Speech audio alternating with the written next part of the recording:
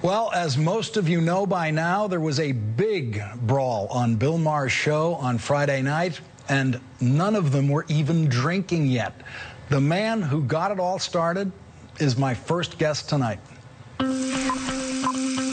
An explosive exchange. Friday night's heated exchange. Actor Ben Affleck, TV host Bill Maher, and author Sam Harris had an explosive exchange. Hot debate. Should we be able to criticize Islam? We have to be able to criticize bad ideas. Islam But why is the motherlode of bad ideas. What Sam Harris said was outrageous. I do think it's racist. Is gross and racist. It's gross. It's racist. It's not. But it's so not. It's like we need to get beyond this shallow debate. This is what Islam is. This is what Muslim people are. There's ISIS, there's global jihadists. The Muslims are this or the Muslims are that. How about the more than a billion people who aren't fanatical? The conversation will no doubt continue. Will certainly continue for better and for worse. You're not listening to what we are saying.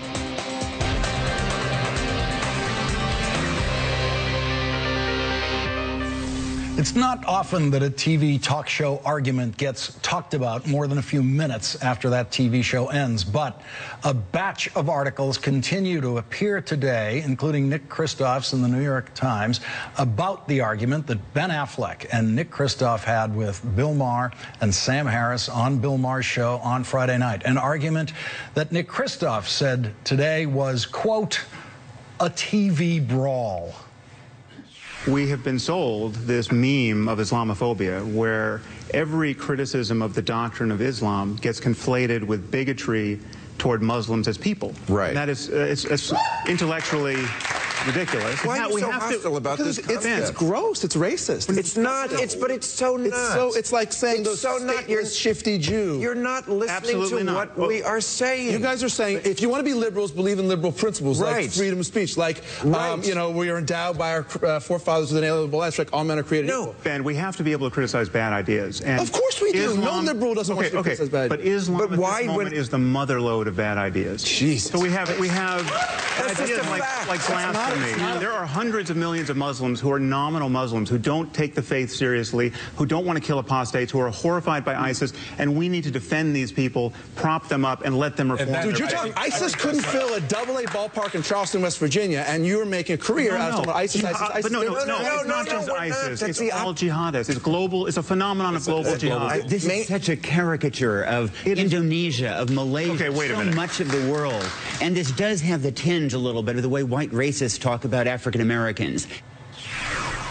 Joining me now is Sam Harris, whose new book is Waking Up, A Guide to Spirituality Without Religion. His first book, The End of Faith, won the 2005 PEN Award for nonfiction. Sam, I just want to give you the rules of discussion on this show. When I shout over you, you must immediately stop and agree with me, okay, in order to continue the discussion. All right, thanks, Sam. Okay. You're even harder than Ben Affleck. It is. It's going to be a tough one. So, you know, I've been reading what Nick Kristoff has written about this today, and what other critics of you have written about this today, and there's something fascinating in every one of those articles, and that is how much they agree with you. I want to read you a passage from Nick Kristoff's column today, and this is something that I swear, if it had no author's name on it, I would expect to see the name Sam Harris somewhere near it.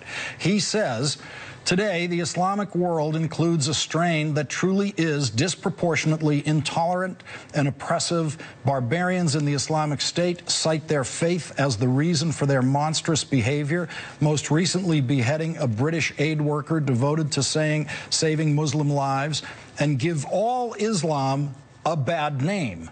Moreover, of the 10 bottom-ranking countries in the World Economic Forum's report on women's rights, 9 are majority Muslim. In Afghanistan, Jordan, and Egypt, more than 3/4 of Muslims favor the death penalty for Muslims who renounce their faith. According to a Pew survey, the persecution of Christians, Ahmadis, Yazidis, Baha'i, and Shiites is far too common in the Islamic world.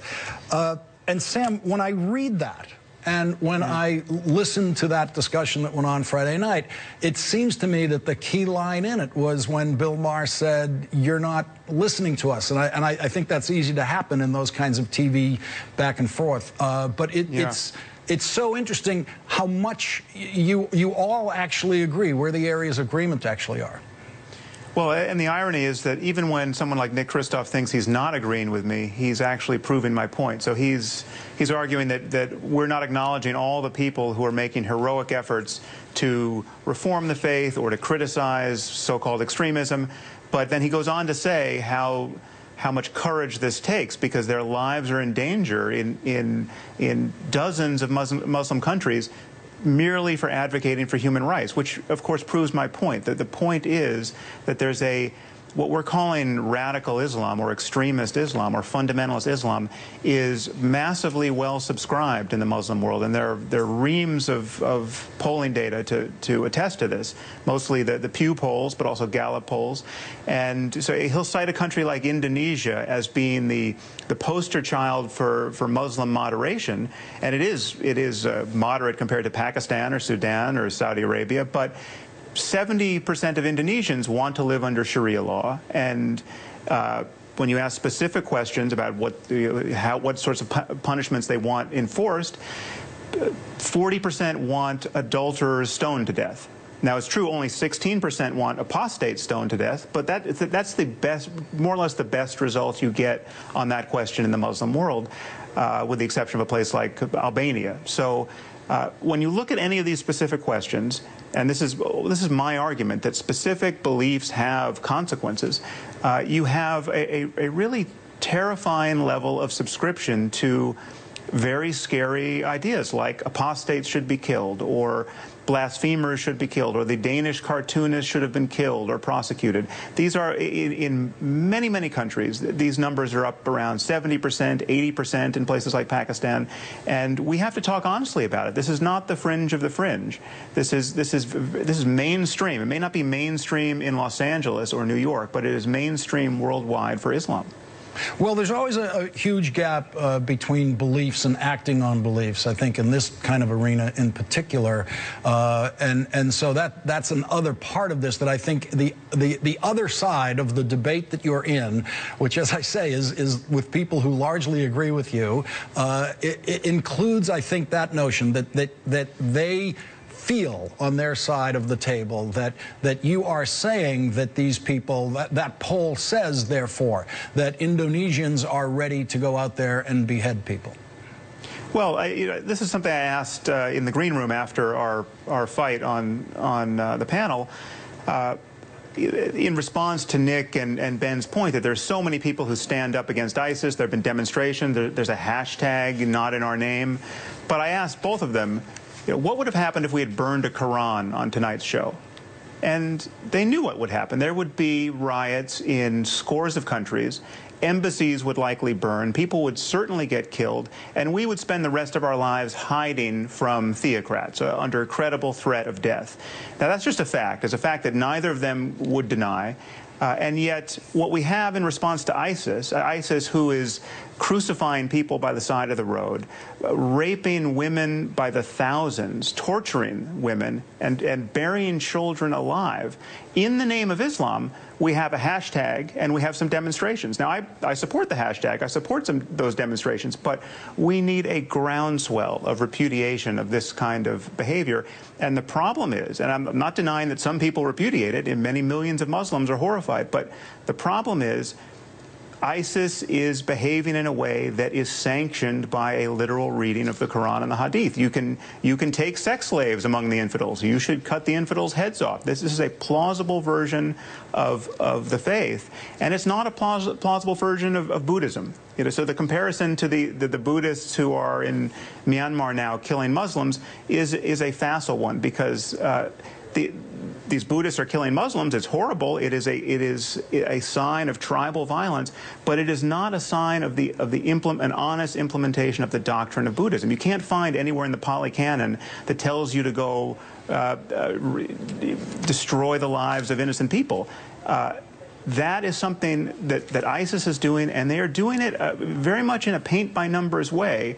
And the challenge is for Muslims to speak honestly about this and to reform the faith, find a way of contextualizing these beliefs and reinterpreting them. And there are Muslims who are doing that. Irshad Manji is doing that. Majid Nawaz is doing that. I totally support these people, but the Muslims who get on television, people like Reza Aslan and the liberal apologists like Glenn Greenwald and Nicholas Kristof, who say that this has nothing to do with Islam, ISIS or Al-Qaeda, they're just playing hide the ball with the articles of faith, and I think that is dishonest and ultimately dangerous for all of us.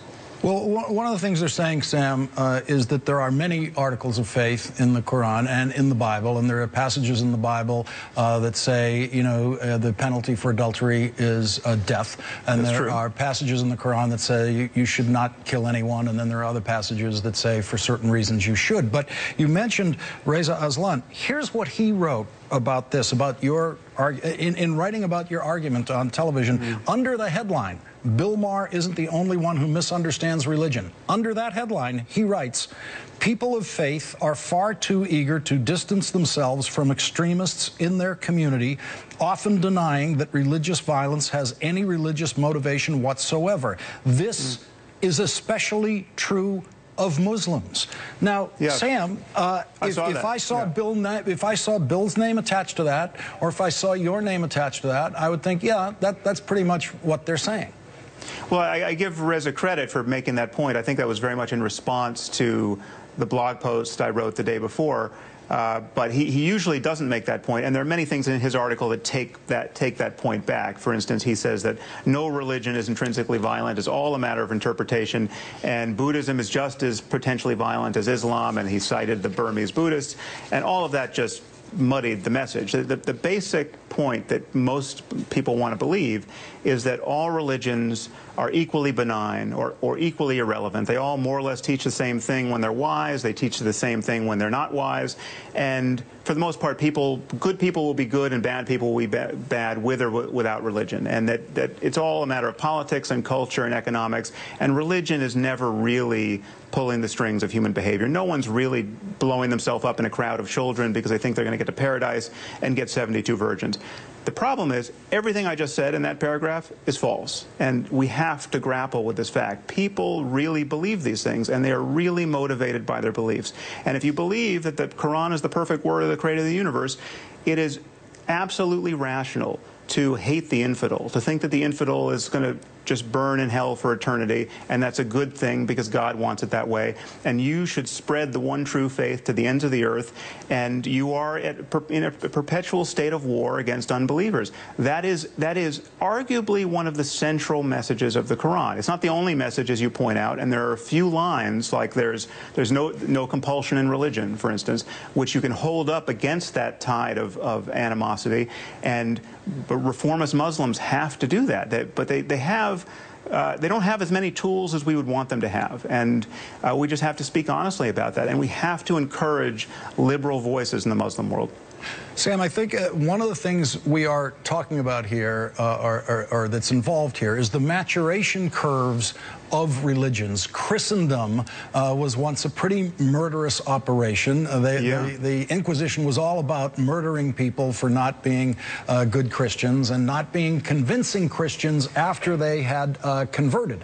Just conversion wasn't good enough. And but what happened at some point was that Christianity matured out of that thinking, and they matured out of thinking that the penalty for not observing the Sabbath should be death. And so no one is killed anywhere in the world now for not observing the Sabbath. No one is stoned to death for that anymore. And so I guess what I'm looking at when I look at this situation now with this fanatical interpretations of passages of the Quran is, when and how will that same maturation curve be followed in Islam?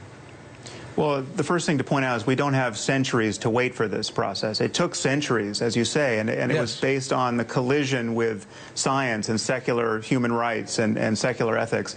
It took a long time. We need to hasten this process through honest conversation. And I mean, another part of it is it simply became unbearable in Western society. That was another one of the factors. It was unbearable to live like this here in this country, burning witches at the stake in my home state of Massachusetts. Yeah, and I should point out that no one is suffering under the excesses of Islamic dogmatism more than Muslims. It's the Muslims of the world who are suffering this far more than the West is, and it's out of compassion for them that we should try to inspire a renaissance and a reformation in the Muslim world. Sam Harris, thank you very much for joining me tonight, and I wanted to make sure you were able to finish your sentences tonight. Yeah, thank you so much, Lawrence. Pleasure. Thanks, Sam.